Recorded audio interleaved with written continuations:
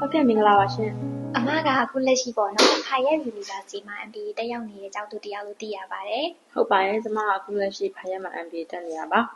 ဟုတ်ကဲ့ပါရှင်အခုညီမကပေါ့နော်ဒီ MBA နဲ့ပတ်သက်ပြီးတော့သိချင်တာလေးရှိလို့ပေါ့နော်ဒါအမသိတဲ့လောက်လေးကို share လေးလုပ်ပေးပါအောင်ရှင်ဟုတ်ကဲ့ရပါတယ်ပထမဆုံးအနေနဲ့ပေါ့နော်တင်တန်းကဘယ်လိုရက်ဒီမှာဖွင့်လာလဲပြီးတော့စပါးလိုလေးပေါ့နော်အလုပ်တစ်ဖက်နဲ့ဆိုရင်တော့ဒီ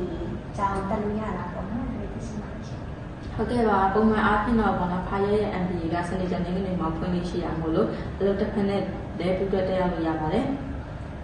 ဒါဆိုတော့နော်ဒီတင်တဲ့နဲ့ပတ်သက်ပြီးတော့ပေါ့နော်အခက်အခဲလေးတွေရှိလာပြီးတော့ပေါ့နော်ဒီတင်ရင်းတဲ့နေနဲ့ပတ်သက်ပြီးတော့ပေါ့နော်အခက်အခဲလေးရှိပါစေMBA ဆိုတဲ့အတိုင်းပေါ့နော်စာတော့နည်းနည်းခက်ပါတယ်ဒါပေမဲ့ပေါ့နော်ကိုအတန်းမှန်မှန်တက်တယ်ပြီးတော့စာပုံမှန်လုပ်မယ် assignment တွေ project တွေဒီစားလုပ်မယ်ဆိုလို့ရှိရင်တော့ဒီဆောင်းမွေးမှာ AC သိဖြစ်နိုင်ပါတယ်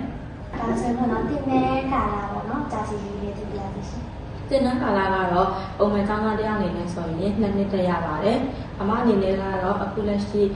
တက်နှစ်ခွဲပေါ့နော်အတန်းတက်ပြီးတော့ independent study အနေနဲ့ result semester တစ်ခုရေးပါတယ်ဒါဆိုရင်တင်တဲ့ကြီးလေးနဲ့ပတ်သက်ပြီးတော့သိလို့ရပါရှင်တင်တဲ့ကြီးကတော့ပေါ့နော် program တစ်ခုလုံးသာဆိုရင်2သိန်းနဲ့3သိန်းသားမှရှိတယ်ပေါ့နော်ပြည့်မြအားဖြင့်တော့ semester တစ်ခုကို5000ဝန်းကျင်ပါဟုတ်ကဲ့ပါဒီတင်တဲ့ကြီးရပါတော့တင်တဲ့ကြီးကိုတကယ်လို့အကောင်လုံးမပြီးနိုင်ဘူးပေါ့နော်မတက်နိုင်ဘူးဆိုရင်တော့ဒါခွဲသွင်းလို့ရတာမျိုးတော့ရှိလားရှင်တကယ်တော့ပေါ့နော်ကျောင်းသားအသစ်တယောက်အနေနဲ့ဆိုရင်တော့ခွဲသွင်းရအနေနဲ့အခက်အခဲရှိရပေါ့နော်ကိုကနောက် semester တွေမှာဆိုလို့ရှိရင်ဒီ MBA ဆရာမတွေထောက်ခံချက်နဲ့အတူတူတင်တဲ့ကြီးကိုပေါ့နော်အရေးချခွဲသွင်းလို့ရပါတယ်ဒါဆိုရင်တော့သင်ကြားပြီးရဲ့ဆရာမတွေရဲ့အရေးသေးလေးတော့ပြပြပေးလို့ရလားရှင်ဟုတ်တင်ကြားပြီးဆရာမတွေကတော့တကယ်ပေါ့နော်အတွေ့အကြုံရှိတဲ့ဟိုရဲ့ပေါမောက္ခဆရာမကြီးတွေအပြင်ပေါ့နော်ဒီထိုင်းနိုင်ငံရဲ့စီးပွားရေးတွေမှာစီးပွားရေးအကျဉ်းပေးထုတ်ကိုင်နေတဲ့ဆရာတွေလည်းပြီးလို့ရှိရင်ပေါ့တကယ်ကိုပေါ့စီးပွားရေးလုပ်ကိုင်နေတဲ့သူတွေကပါလက်ထွေလာရောက်ပို့ချတဲ့အတွက် theory 9ရောတကယ်စီးပွားရေးကိုလေ့လာခွင့်ရတတ်ပါတယ်ဒါနဲ့ပေါ့နော်ဒီ MBA မှာဘယ်လိုဘာသာရဲ့အမျိုးအစားတွေပေါ့နော်သင်ရလဲဆိုတာလေးလည်းသိချင်ပါတယ်မှာစီးပွားရေးနဲ့ပတ်သက်တဲ့ပေါ့နော်ဘာသာရေးမျိုးစုံနဲ့ပြင်မျိုးစုံသင်ကြားရပါတယ်ပေါ့နော်marketing ပညာရပ်တွေ finance ပညာရပ်တွေပြီးတဲ့အခါကျတော့စုံဦးတည်ထွင်တာတွေပြီးရင်ဈေးကွက်ရှာဖွေရေးတွေအဲ့လိုမျိုးစုံနေအောင်သင်ကြားရပါတယ်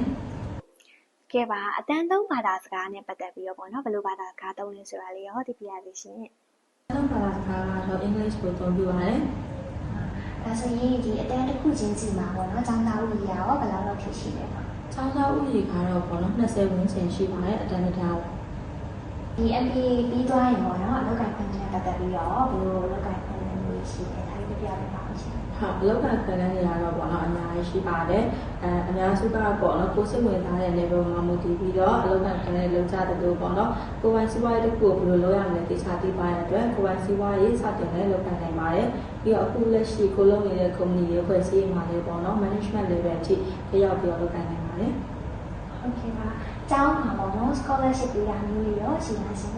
ဟုတ်ကျောင်းကနေတော့ပေါ့နော် direct scholarship ပေးတာမျိုး international student တွေမရှိပါဘူးကိုကပေါ့နော်ဒီ partnership အဖွဲ့အစည်းတွေအပြင်အဖွဲ့အစည်းတွေကနေပြီးတော့ကိုရဲ့အမှတ်စင်းတွေကောင်းနေဆိုလို့ရှိရင် scholarship ရှာယူနိုင်တယ်လို့ပေါ့နော်ဒီ international student တွေအတွက် student loan ရှိပေးတဲ့အစီအစဉ်တွေလည်းရှိပါတယ်နောက်ဆုံးအနေနဲ့ပေါ့နော်